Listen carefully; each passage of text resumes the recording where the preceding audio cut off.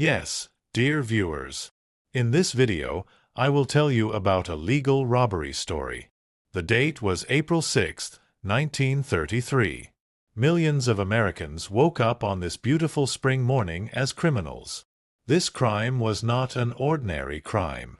It was not because they stole something, nor because they injured someone. Like many people around the world, they were guilty of owning gold. On April 5th, this was perfectly normal. Today, however, it was a federal crime punishable by up to 10 years in prison. With President Roosevelt's decision, gold transformed from a symbol of wealth into a tool of crime. And so began the biggest heist in American history.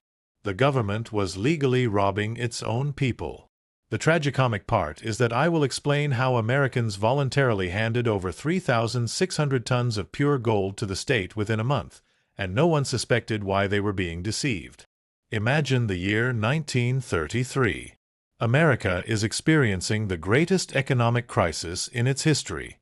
The Great Depression has turned a nation at ease into an unemployed and impoverished country. Every day, banks were closing one by one, and people were losing their savings. Some lost their homes, while others couldn't find bread to feed their children. Hunger was causing fear and panic in society. In times like these, people want to feel safe. And in those years, for Americans, safety was the color of gold. Gold coins, gold bars, gold certificates, everything we know about gold. It was the only thing that could be trusted while the economy was collapsing. However, the new president, Franklin Delano Roosevelt, viewed this gold from a completely different perspective. For him, every ounce in the hands of the people was an obstacle to fixing the economy. He set his sights on all the gold held by citizens to save America and devised a plan. To better understand what happened next, we need to delve a little deeper into the American financial system. Since 1879, the U.S. had been operating under the gold standard. Every dollar in circulation was tied to a specific amount of gold. This meant the mint couldn't simply print money out of thin air. Every banknote had to be backed by real gold in the treasury. The system worked for decades. Americans got used to the fact that their money was not just pieces of paper, but had real value. Many kept gold coins at home, just as we keep cash in our pockets today. But in 1929, everything changed. When the stock market crashed, it triggered a chain reaction. As banks began closing one after another, panicked people rushed to withdraw their deposits. But they wanted gold, not paper money. Real, physical gold. By 1933, the situation had become critical. The U.S. Treasury's gold reserves were rapidly dwindling. Every day, people were withdrawing tons of precious metal from banks. If this continued, the gold standard would collapse, and with it, the entire American economy. Roosevelt realized that the country's salvation was only possible by severing the link between the dollar and gold. However, doing so meant accomplishing the impossible, taking gold from the entire population. April 5, 1933. Roosevelt was at the White House. The economic crisis had reached its peak in just 1 month.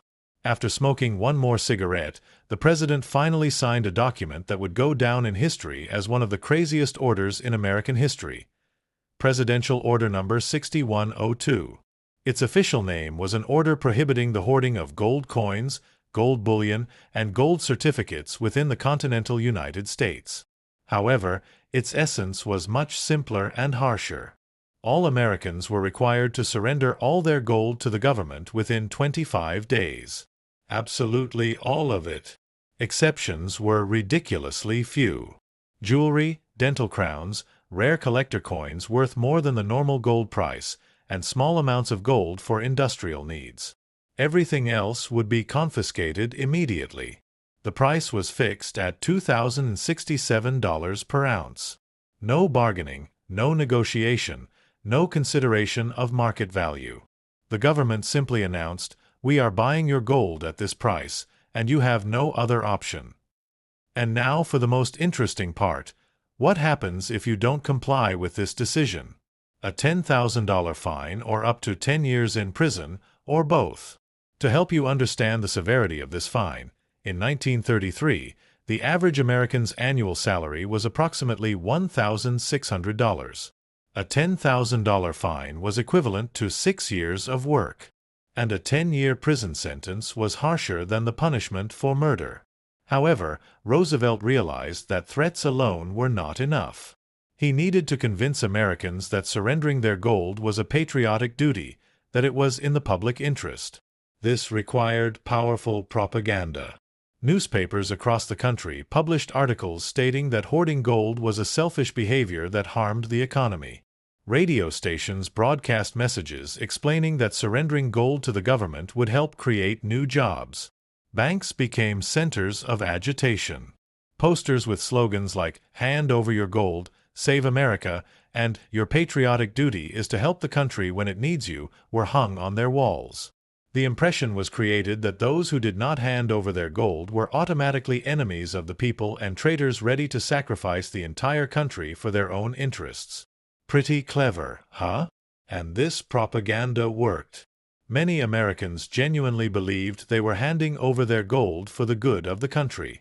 They had no idea they were being subjected to one of the most cynical robberies in human history. You can even imagine this.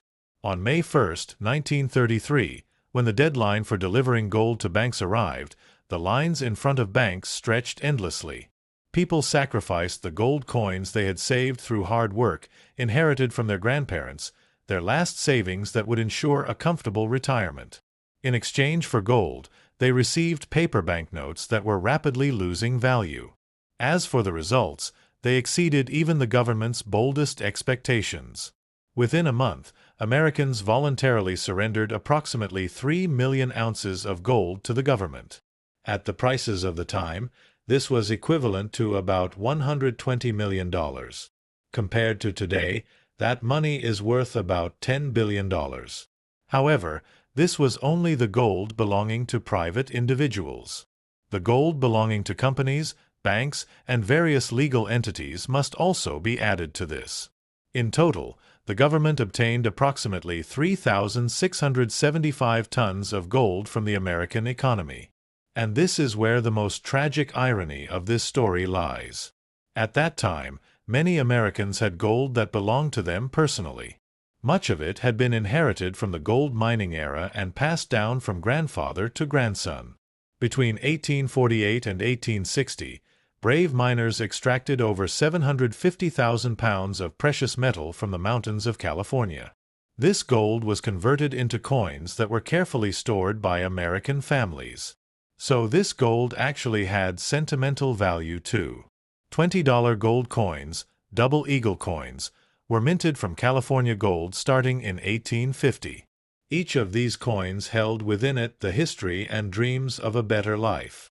And now the government wanted all of this heritage handed over to it. To help you better understand the scale of this heist, I will give you some examples.